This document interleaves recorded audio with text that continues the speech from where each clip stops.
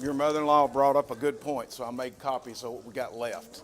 That's about all we got left. If you want to give one to Joanne, you can.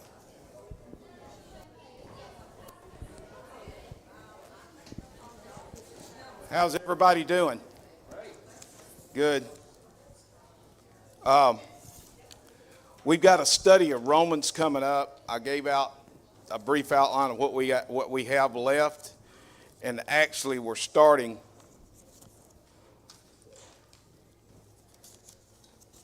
with the post-crucifixion, for a fancy word to say after he was crucified. And a lot of interesting facts, a lot of reading. There's Scott. I'm going to need Scott today. You don't know why, but some people asked me, did we enjoy our trip? Yes, and I don't want to spend the whole time talking about our trip, but I did not realize that I was going to get bombarded with so much biblical subjects where we went, because it was full of it. It was just actually busting out with it. Not the church, the buildings and what people believed. And I'm just at a sidebar, and I'm trying to get through. This is definitely not a rabbit hole. We met some interesting people there because we were on a ship and we had dinner with different people. And there was a couple that had left where they were going to church. And, you know, they left because they said, we really don't need additional rules, do we? And that was his words. He says, oh, Michael, you got an open door right there. But anyway, they had left over that, some of the issues. And then we went into a town called Strasbourg, France. Anybody ever heard of it? Because I hadn't. I was totally ignorant and lost, but they said this is a good place to go. It took 1,000 years to build one of the churches in Strasbourg. And Sammy's got a lot more. He's lived there. I hadn't. I visited. But one thing the guy brought up, and we're going to talk about this today, and I want y'all's opinion because, I think debate is good. They had some real craftsmanship of the crucifixion of Christ and him being nailed to the cross. And this one guy that Karen and I ate dinner with a lot, he and his wife, they were in their late 70s, still very vibrant and healthy. But he says, you know, I went into a Protestant church, not a Catholic. Told me I think it was a Baptist. And he said, that's the first one I ever went in with the crucifixion of Jesus, him suffering. And so I started wondering about it. And I'm the type of person, if I don't know something, I'm going to tell you, and I'm not going to give you an answer that's false. I don't know. So my contention as we talk about this is a lot of people, and please tell me, Karen said that she's had someone tell her that they didn't like her wearing a cross because this reminds you of the crucifixion, and Jesus is what? He's risen. So I'm opening the door up for discussion. I'm not saying that we've got to go get one here, so everybody be calm and settle down. Is there really, what does it mean? To me, when I thought about it, and he said, well, Christ has already risen. We shouldn't have one of him there because he's risen. It also could remind you how much suffering he went through. So, and I mean, the artwork was elaborate in these places. And you're not supposed to worship that kind of thing, and we don't. But I didn't realize. And then we went to a place, here you go, Scott, in the Gutenberg Square. And there he is. And I said, and I've heard of the Gutenberg Bible. So my uncle, he said he's the first one that got it printed, I guess. And they had a statue of him.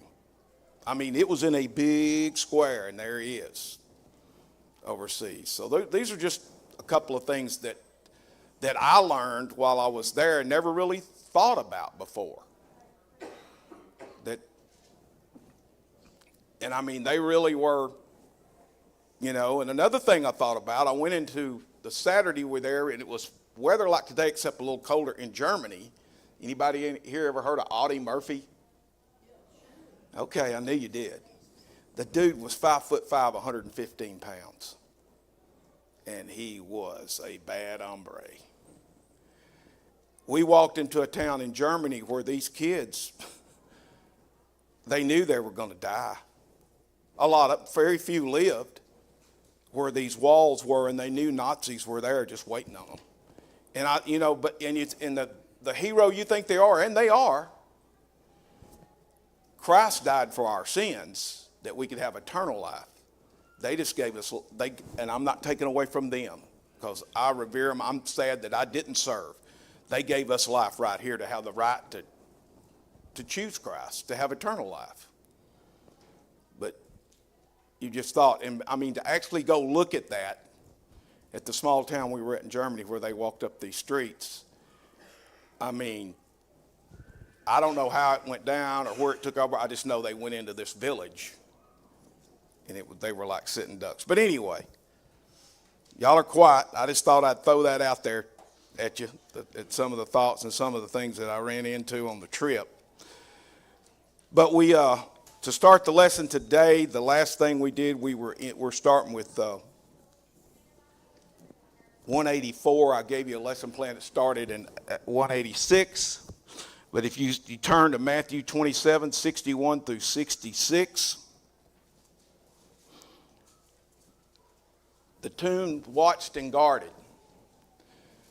These dudes went to Pilate, I believe, and says, okay, man, he talked about he's going to rise on the third day. And the last lesson we had, if my memory serves me right, we talked about this bad earthquake. And these people rose up out of their graves and come up. Now, if all that happened, this guy ain't going to stay in that tomb. We better get some guards on this. And what does a manager like, you can imagine, go and get it done. So that's where we're at today. So they brought up concern to him, and he said, y'all better go get somebody to watch that grave. Because so with all this evidence of everything that happened, they're pretty worried about it. I'm reading right now out of the King James Version. We're in Matthew 27, verse 61.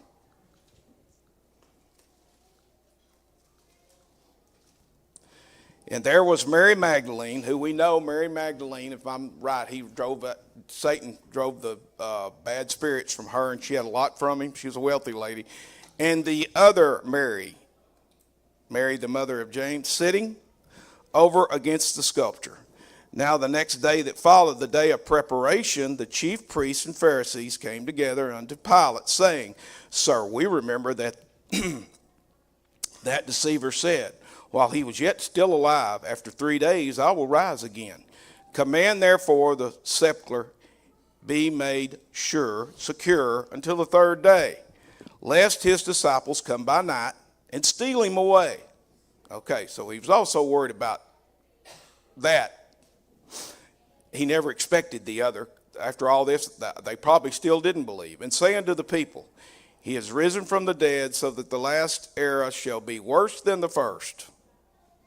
Pilate said to them, ye have watched, go your way, make it as sure as you can, secure as you can. Verse 66.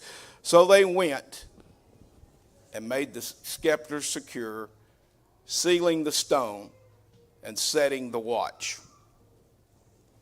So that's Matthew's account of that. And now we're going into part 4. Part 3 is that's the first 3 parts of this Chronicles of the Gospel. We're going to talk about the next 40 days. Now, this is a very interesting commentary. Let's go into Matthew 28, 1 through 8.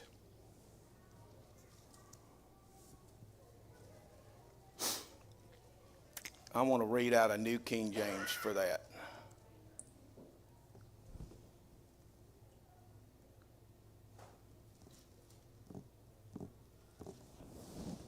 If I can, okay.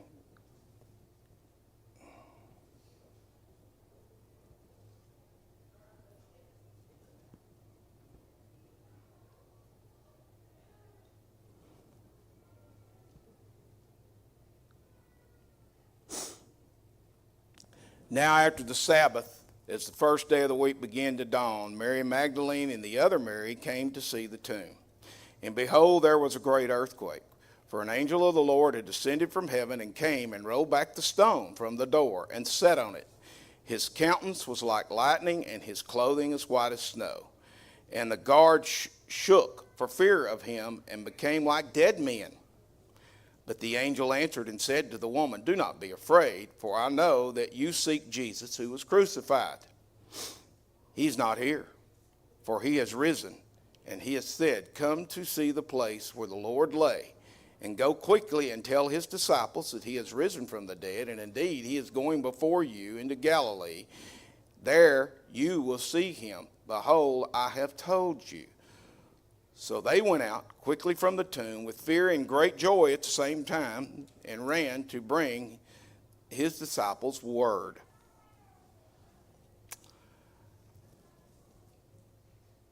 Okay, so what day is the Sabbath on at this time? Saturday? Couldn't do nothing, could they? So what time did Jesus die on the cross? Right sundown, wasn't it? Pretty late on a Friday. So how much time did they have to prepare these? My wife's looking, so tell me exactly what it was. What time was it on Friday night? No. But they had work to do, and they couldn't do it before Saturday morning dawn. Am I right, Jay? Right. So they had to go home and get these spices ready. But on Saturday, they couldn't do nothing. And they didn't go back to the tomb till Sunday morning.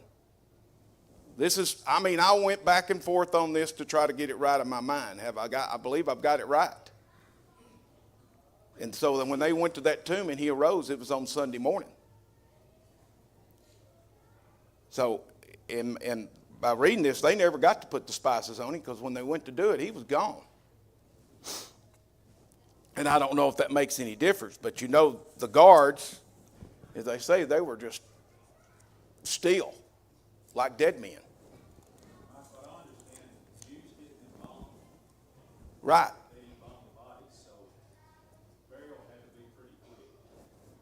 That's, yes.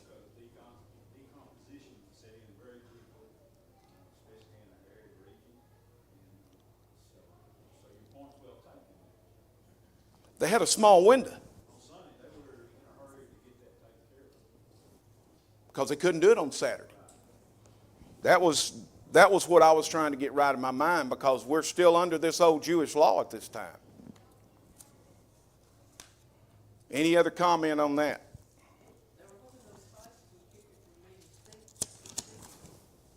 Jay, Mary, was that their only form of keeping the stink down then at all? Now, I know my wife can tell everybody here about this mummification stuff. Well, you looked at me. You know more about it than I do, because I know absolutely nothing.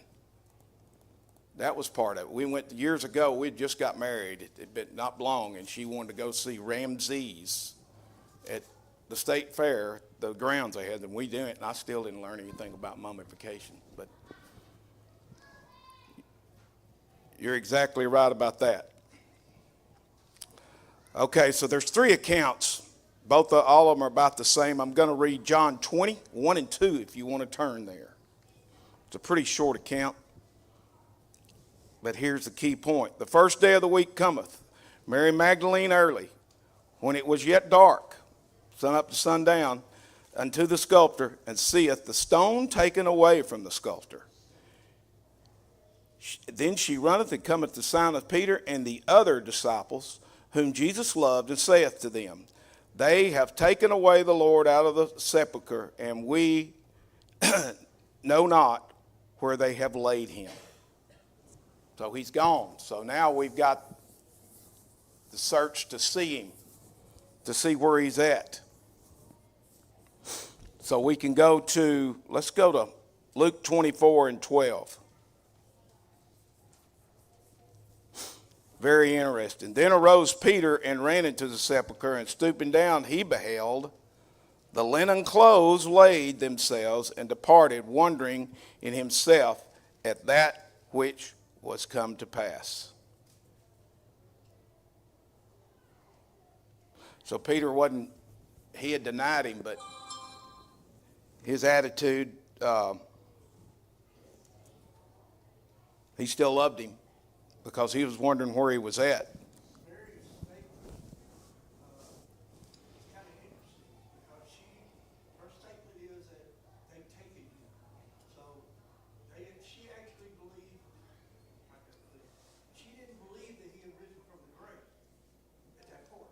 Good point. She believed somebody had taken him. Okay? So understand that the disciples were fearful of them taking him. Okay? And Right. also understand the Jews, Romans and the Jews, were scared of someone taking him. Because they knew there was people dedicated to him. Well, you know, this man's dead, okay? So you've got both sides curious or wondering or fearful of someone taking him. Okay? But yet he disappeared. And you understand what I'm saying? So it's kind of an interesting thing. They're tugging and pulling, trying to figure out whose body or who took his body. And then they realize later he actually rose from the grave. Right. Because they had it, they made a lot of inferences here, didn't they? Neither his enemies nor his disciples believed he was going to be raised from the dead. He kept talking about it.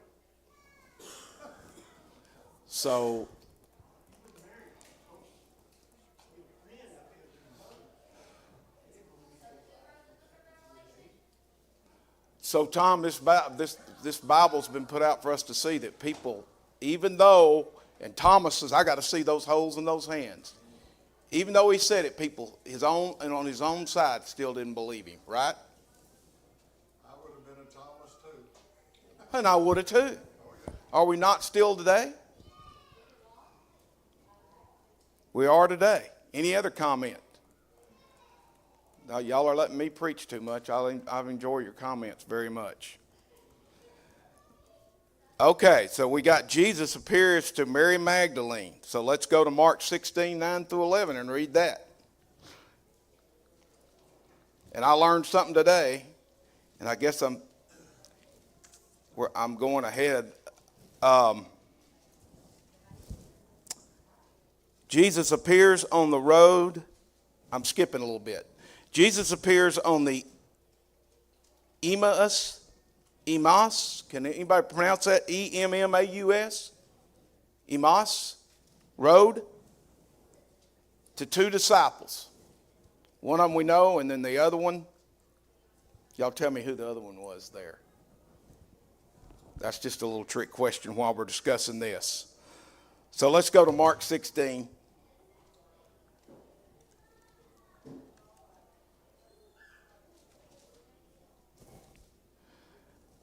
Nine through 11.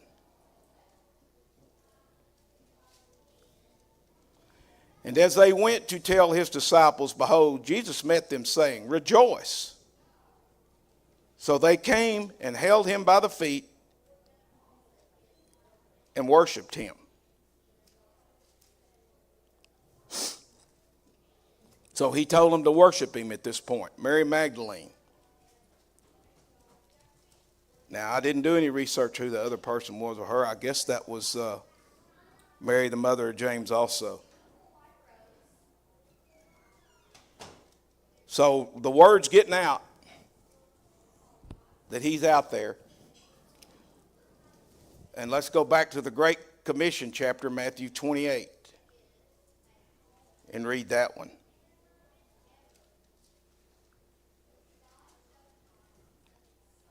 And we're reading 9 and 10 on that one. And I'm in the New King James Version. And as they went to tell his disciples, behold, Jesus met them, saying, Rejoice. So they came and beheld him by the feet, and they worshiped him. No, I just read the same one. I'm sorry.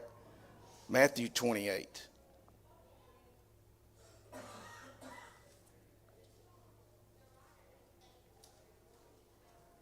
Nine and 10.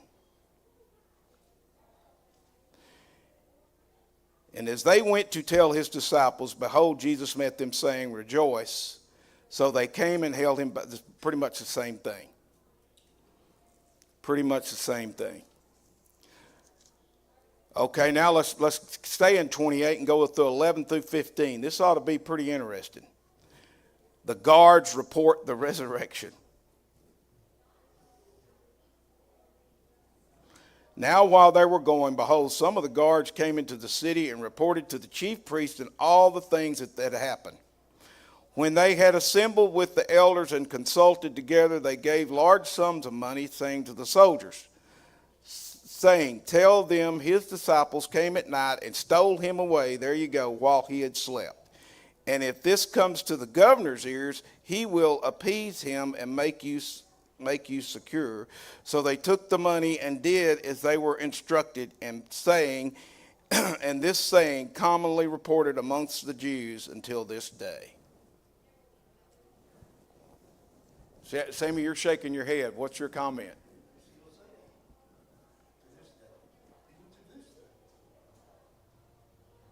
The Jews do not believe that Jesus was the Son of God. And the only explanation for his rising is disciples told him. They still believe.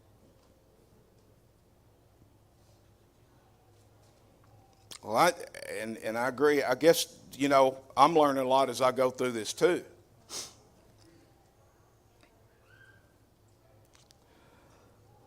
How do you think these guards, did they want to report this no matter how it happened? I like it, Virginia's. And I'm trying to stop about work because my job was a job. But anytime you thought, and we had been through it, that there was an escape, nobody is happy. And you can hear it. Through all the silence is deafening. Well, I'm surprised about this account just because the fact they reported it, these are Roman guards. And it's odd because Roman guards weren't really allowed to fail without, you die. You would die if you failed. And so it's weird that they put this and they admitted it. It's odd. It's odd. Did they come in and gave this report? That they actually admitted that his body was gone, and then said that someone stole it. It's just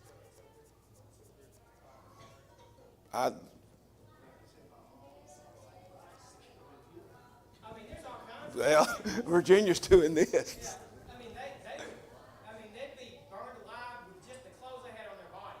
They were just like, they'd use that to light the fire, just to prove how bad it was, So they knew what their fate would be. Yeah, it's weird that they were willing to, so it really happened, is what I'm saying. There's no way they could have say that and it didn't really happen. They wouldn't just make that up. Was it Paul and Silas that were in the prison and that dude was just going to take his own life because it happened? So, Bad dudes, too, man. Roman guards weren't like, they're bad dudes. oh, I've read commentaries on how they prepared for crucifixions, and it was like they were going to work for the day, and they would start with a huge meal to get pumped up for this. This was something they liked, like maybe a sporting event or something. It was. Obviously they were well armed and well trained, but what they really had was a reputation. They didn't fail. Romans didn't fail. They perfected everything.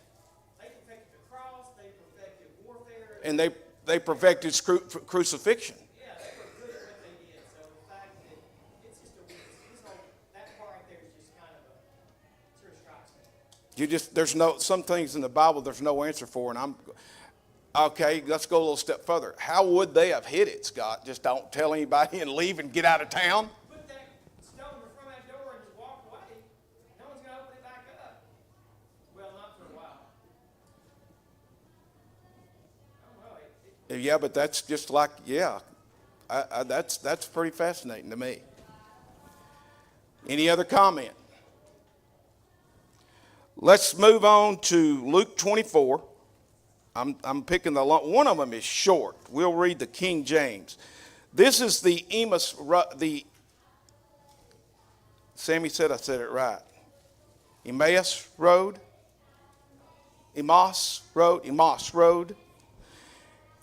After that he appeared in another form unto two of them as they walked and went into the country.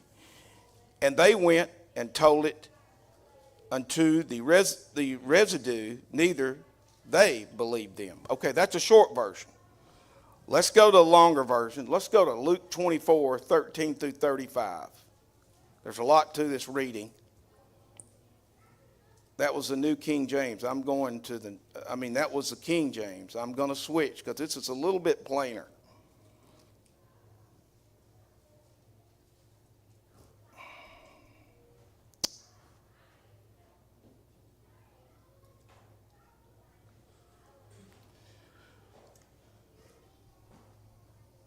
Okay, I've got the wrong, just a minute. Now I got it right. Luke 24. And we're going to start reading in verses 13. And I'm going to try to go through 35, but I may stop.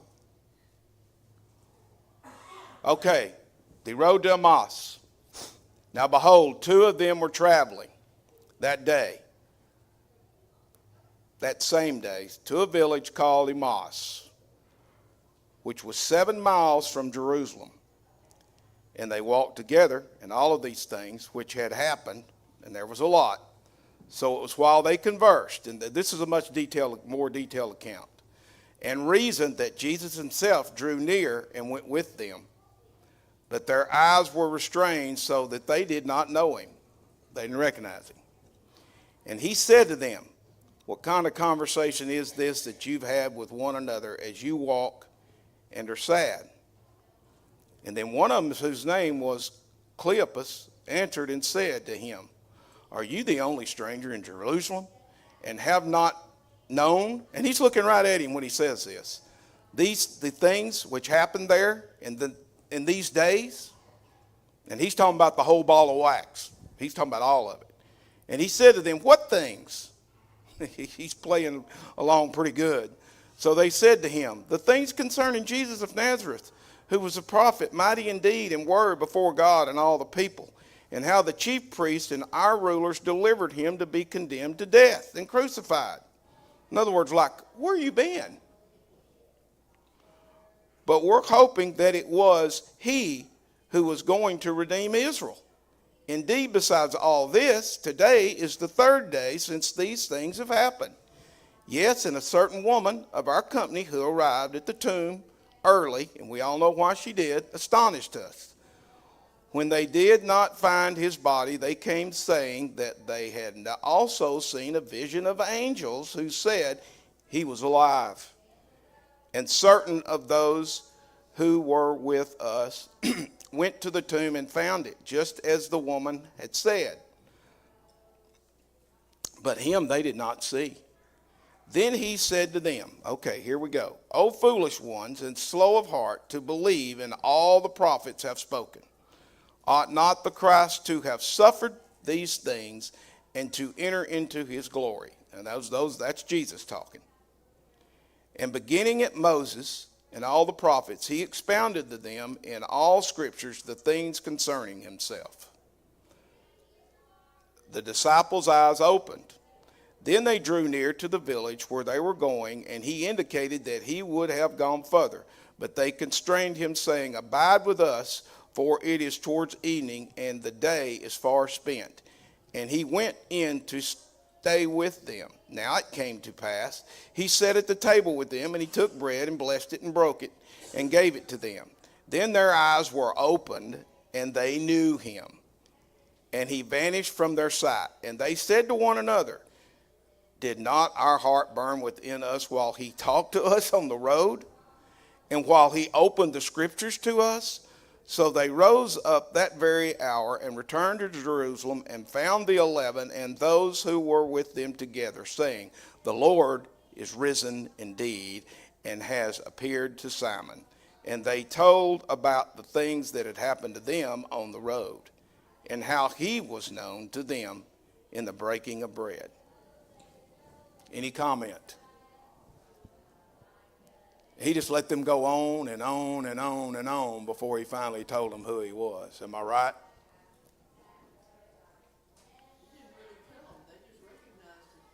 Well, right, he did. You're right, Mary. He didn't. They should have recognized him from the very first sentence that he told them. Is there a reason he couldn't recognize him? Did he have a different look about him?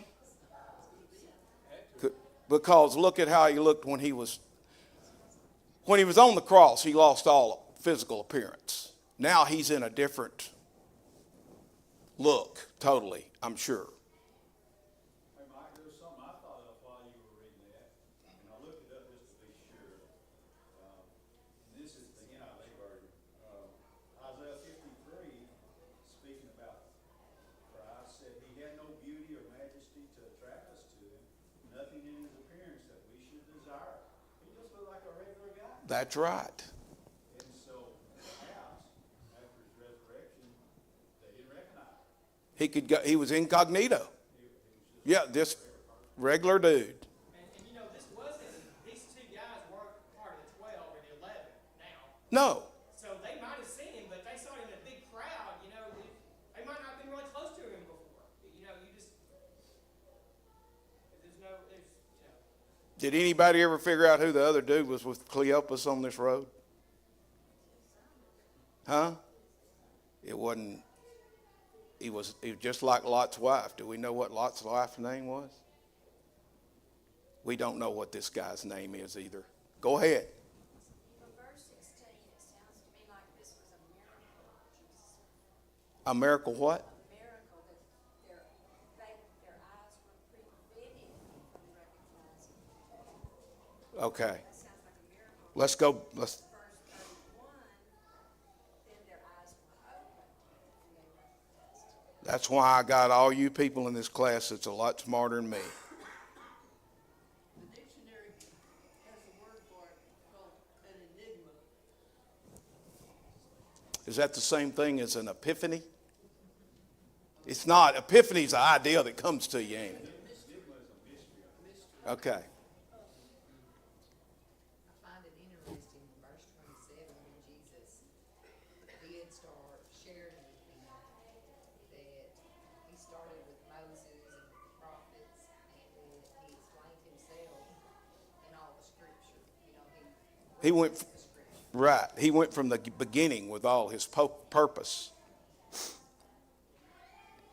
So, The easy answer is this is God's plan. He knew that Adam and Eve were going to do what they did. It was his plan, right? Okay. Any other comment? This is good stuff. Y'all are helping me through it because there's a lot. I had to really struggle with the spice issue and the Sabbath and all that.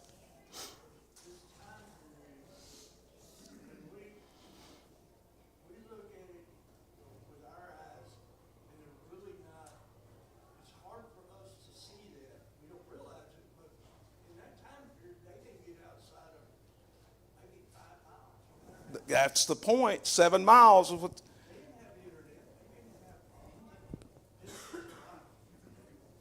but yet that news is already traveling out at the speed of light, at the speed of voice. And he's not even trying to get it out, is he?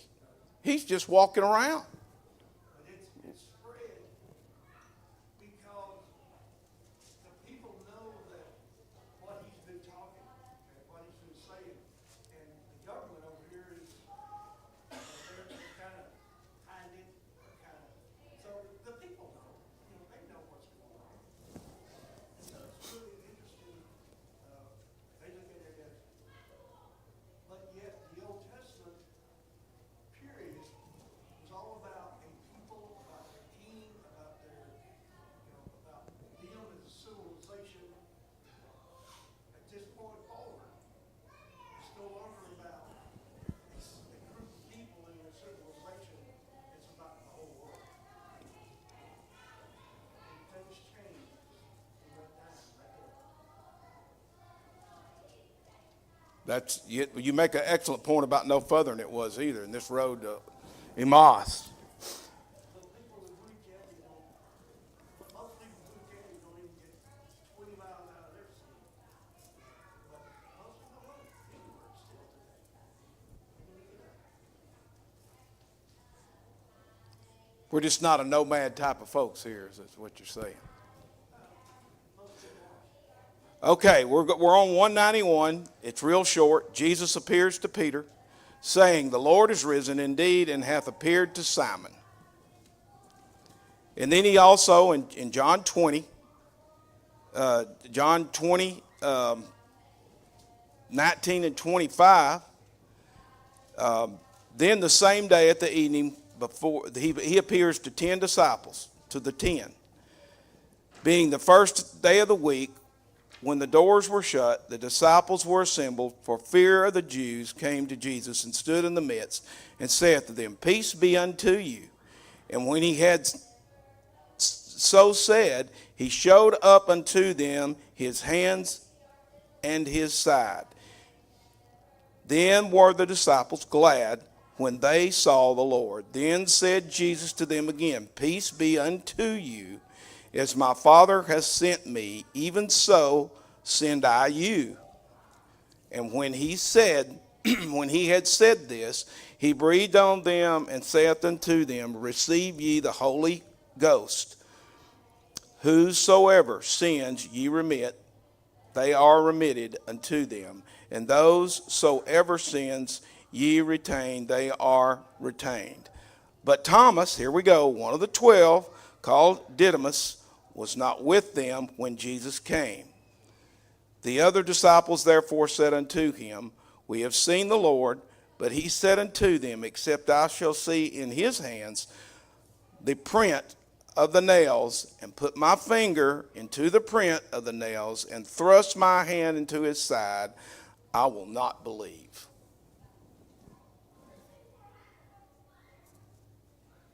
Why was he so dogmatic about this? Was it just human nature that he was a doubter? Can anybody ever think about this? Did Jesus? Okay. But that's why he appeared to only 10 at that time, because what? Judas had killed himself and Thomas wasn't there, so that only left 10. But then after that it says he appears to the 11. Afterward he appeared unto the 11 as they sat at meat and unbraided. I'm in Mark 16, verse 14. That's in 193. I moved a little fast. Y'all know what I'm trying to do. I'm trying to get through with this before we quit, and I don't think that's going to happen today. And it might. But afterward he appeared unto the 11, back in Mark 16:14, as they sat at meat, and unbraided them with their unbelief and hardness of heart, because they believed not of them which had seen him after he was risen. What are we talking about there?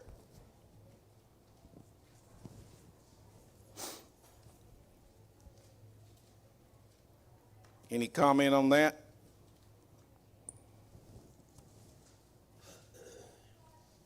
Well, I mean, for 3 years, they saw him preach and heal and do all kinds of things. And Right. said, I'm coming back, and they didn't believe. They didn't believe he was coming back. Exactly right. In that scripture a while ago, when he was talking to those guys that didn't recognize him, he was reading scriptures. He wasn't, in my opinion, so much, that wasn't the first time they heard that. No. He's sitting there reminding them, saying, look, this is what happened, and this is how it happened. If they were around while all this was going down, they'd been around while he was quoting that, hadn't they? And then, that had those guys know it, and I'm sure they went back to the apostles, told them, and they had the same information, so maybe that had something to do with it. Right. Okay, we're down to 194. Next week, on 194 and 195, and then we're going to try to wrap this up next week. If we do, we'll give a preview of what we're going to do in Romans. But Jesus appears to the 7 of his disciples next. That's John 21 through 125. But then there's one Jesus appears to over 500 people. I'm going to do some studying on that. I did some brief studying on it. But that's what he appeared to. And this is before he ascended back. And I'm going to be honest with you. Before I looked at this, I'd never come across that before. So it says he appeared to over 500 people. And then he also appeared to James, his brother. And then he talks about the Great Commission. we're going to try to get through that next week, and then we'll finish this whole study. I hope you enjoyed it. And we'll talk about the ascension. Thanks for your attention. Thanks for your comments.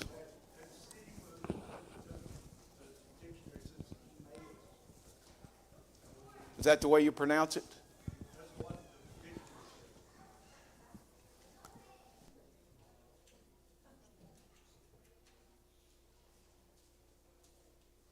were the scriptures that you named? Okay. Good. I'm glad you brought that back up. 1 Corinthians 15 and 6. And this is, of course, this is going to be Paul's account of it. John 21, 1 through 25. That's a lot of reading, and I'll try to give a synopsis of that. And then you got 1 Corinthians 15 and 7. And then we're going to get to where Jesus, they're going to go back. Of course, he comes back and he appears to Saul on the road to Damascus. We're going to cover that. And before that, we're going to cover the ascension. There's a lot to unpack there before we finish this study, and I think we should be able to do that.